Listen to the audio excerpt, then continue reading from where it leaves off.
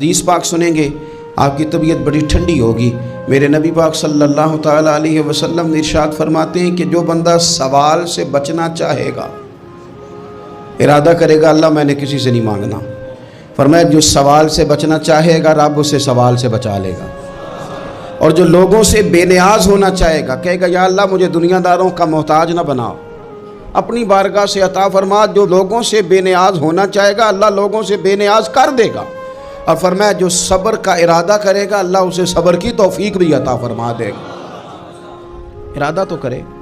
Programme تو بنائے، توفیق تو اللہ دے گا۔ جو صبر کا ارادہ کرے گا اللہ صبر کی توفیق بھی عطا کر دے گا۔ اور حضور صلی اللہ تعالیٰ علیہ وسلم فرمانے لگے یاد رکھو کسی بندے کو جو بہترین تحفہ دیا گیا ہے نا، اگر کسی کو کوئی بہترین عطیہ ملا ہے تو پھر اللہ تعالیٰ نے اسے صبر عطا فرمایا ہے۔ یہ بہترین تحفہ ہے، اس سے زندگی سنور جاتی ہے، اس سے انسان باوقار اور مطمئن ہو جاتا ہے، اس سے اس کے شب و روز آسانی سے بیتتے ہیں، وہ دنیا کی پک ڈنڈیوں سے آسانی سے گزر کے اللہ کی بارگاہ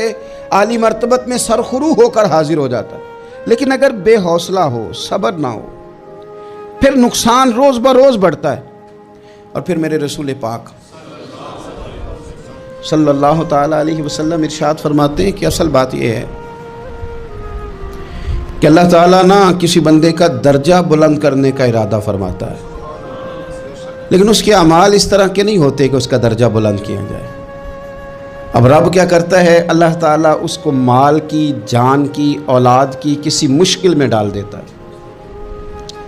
اس مصیبت پر وہ بندہ صبر کرتا ہے تو اللہ تعالیٰ اس کا درجہ بلند فرما دیتا ہے۔ اعمال اس قابل نہیں تھے کہ درجات بلند ہوں، وہ اعمال کی بنیاد پر نہیں کر سکتا تھا تو اللہ نے کسی مشکل میں ڈال کے نہ اپنے فضل سے درجہ بلند کر دیا۔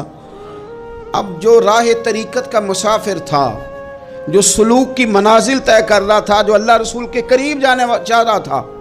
اس کے لیے کتنی آسانی ہو گئی کہ مجاہدہ تو زیادہ نہ کر سکا، کثرت سے نفلی صوم و صلات کا بندوبست تو نہ کر سکا، تھوڑا سا صبر کیا، رب نے اپنا اور اپنے محبوب کا قرب عطا فرما دیا۔ تو یہ تو آپ صبر کرنے کے لیے جب نکلے ہیں تو آپ نے تو رب رسول کو پا لیا ہے۔ یہ صبر تو وہ والا سفر ہے جس کی جو منزل ہے وہ اللہ رسول کا قرب ہے۔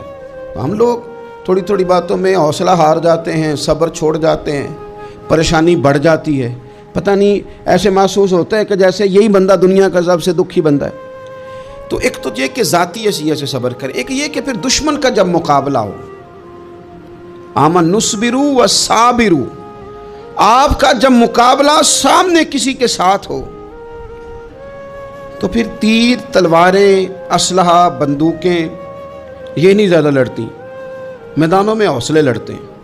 میدانوں میں صبر لڑتا ہے، میدانوں کے اندر توانائیاں لڑتی ہیں۔ میدان کربلا کے اندر کوئی مقابلہ نہیں تھا تیر کا تیر کے ساتھ، تلوار کا تلوار کے ساتھ کوئی مقابلہ نہیں تھا۔ میدان کربلا کے اندر ظلم کا صبر سے مقابلہ تھا،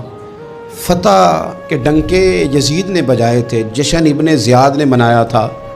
لیکن قیامت تک اللہ نے جو فتح عطا فرمائی ہے تو وہ حسین ابن علی کے صبر کو عطا فرمائی، وہ سیدنا امام علی مقام کے صبر کو ملی۔ عزیز بھائی، صبر ہی ہمیشہ فاتح ہوتا ہے، صبر ہی جیتا کرتا ہے، صبر ہی کامیابیاں دیتا ہے، نتیجے صبر کے نکلتے ہیں، صبر کے، حوصلے کے نتیجے ہوتے ہیں۔ ہماری جلد بازی ہمیں شکست خوردہ کر دے گی، ہمارا حوصلہ نہ ہونا ہمیں ہرا دے گا، ہم کمزور پڑ جائیں گے اگر ہم بے